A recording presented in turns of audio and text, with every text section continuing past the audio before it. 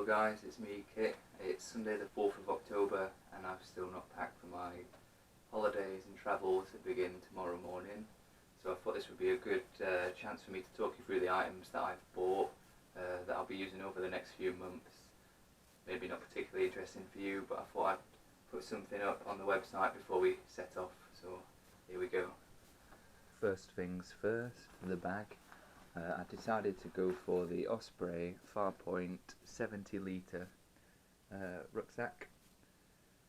Did a fair amount of reading up on backpacks, and the reason I chose this one is it splits into two. See if I can show you. So we've got the big bag, which is 55 litres, and then we've got this smaller one on the front, which is 15. That can zip on or off. Says failing to zip it. Okay, so just unzipped the front off. So this is the 15 litre one. This is the 55 litre bag. The front part that zips off can then be used as a normal backpack or a day pack in the lingo of backpacking and travel. There we go. So 15 litre bag here and the 55 litre here, so that was one of the reasons I picked it. So this can zip back onto the front, or it can also clip onto this 55 litre bag. So it's got these protective flaps for when it's in storage and it's getting thrown about, nothing gets caught and broken. But the two bags can clip together here and here, so that you can wear it on the front. I can show that a bit later on. And the other reason that I got this bag is that a lot of the bags that I were looking at were packed from the top down, so they had like a drawstring around the top, and then you put your stuff in from the top. So I've got this one as it zips open, and you can access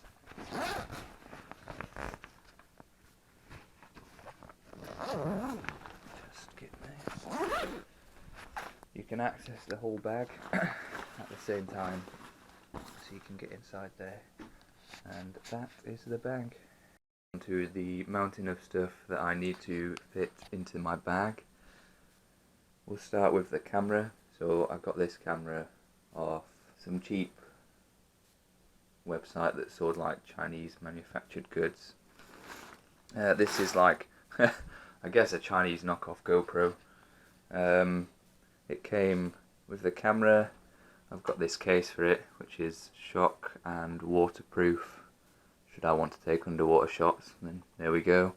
And a purchase that I'm not all that proud of, truth be told, a selfie stick is pretty much all I've got for the camera. It came with a plethora of add-ons for like bikes and helmets. We have, push this stuff back a bit, we've got padlocks, very important. I've got one for each bag, so one for this 55 litre bag here and one for this 15 litre bag here. We have here Travels clothesline, and somewhere I also have, there we go, a plug stopper, because occasionally I am going to have to do laundry. So if I'm in a hostel, hand washing the sink will do. So I need to block the sink, and then I've got this clothesline. And the reason I've picked this one is, I don't know if you can see here, it's kind of like, how would you describe that? Twisted. There we go. English is failing me today. It's twisted so that you can poke clothes items through the travel line, and as it says on the box here, no pegs required. Okay, so that's that. I've got some memory cards for the camera, so that I can just keep changing them if I need to. I probably went a bit bloody overboard with that, to be honest. Got way too much memory, but rather too much than not enough. And my mate Dave can use one for his phone. We've got this, which is a retractable cable. So what this does is, it's got the combination here, much like a padlock would. You press this button here and the cable extends. Okay, so this is how much it extends by. you can let it go and then you can lock it into itself, so you've got this loop. The idea behind this is you can, if I'm on the train for instance and I've got this bag next to me and I want to fall asleep because it's like a 7-hour train from Paris to Toulouse, I can run this through the shoulder supports and then onto like a table leg, and I can fall asleep knowing that no one can quickly walk past, grab my bag and steal it from me. We've got this, which is my microfiber towel. Dries very, very quickly, and this is its container. As you can see, I've still not mastered putting this back into this, so that's going to be an experience. Then we've got my sleeping gear, so we've got this wonderful sleeping mask, bedtime sleeping mask, which is here for some reason. I've not tried sleeping with one of these yet, so that'll be new. And I've also got my earplugs. I've got this, my power bank. So you charge this, and then from this device you can charge digital cameras, MP3 players, phones. So, you know, hopefully this will keep things going. European plug adapters. Got packing cubes. So again, this was another recommendation on the websites that I read up on. I will be including a link to the main one that I used. It was very, very useful. A lot of good resources on there. Packing cubes are exactly what the name would suggest, cubes that you use to pack, and it just helps itemize and compartmentalize your bag.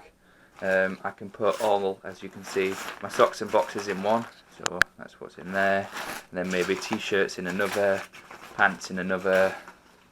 I don't know, I've run out of clothing examples to give. A spare one, maybe, who knows, with this bag of bags. So this will be very useful if one of the packing cubes breaks, or I have dirty laundry, or something gets very wet and I want to separate it from the others. I have a torch on my lanyard, yeah, a very, very teeny torch, yeah, so, and it's very bright, it's a very cool torch. And then onto the shoes. These were very important because we'll be doing a lot of walking, and we're also going to be doing something called help exchange, so work on farms, work around the house. I needed a pretty durable boot. Went to a couple of shops and this one came out quite recommended, or highly recommended rather. It's Mindel.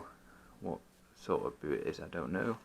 I've been wearing it in, trying it out for the past few months, and it's been very comfortable.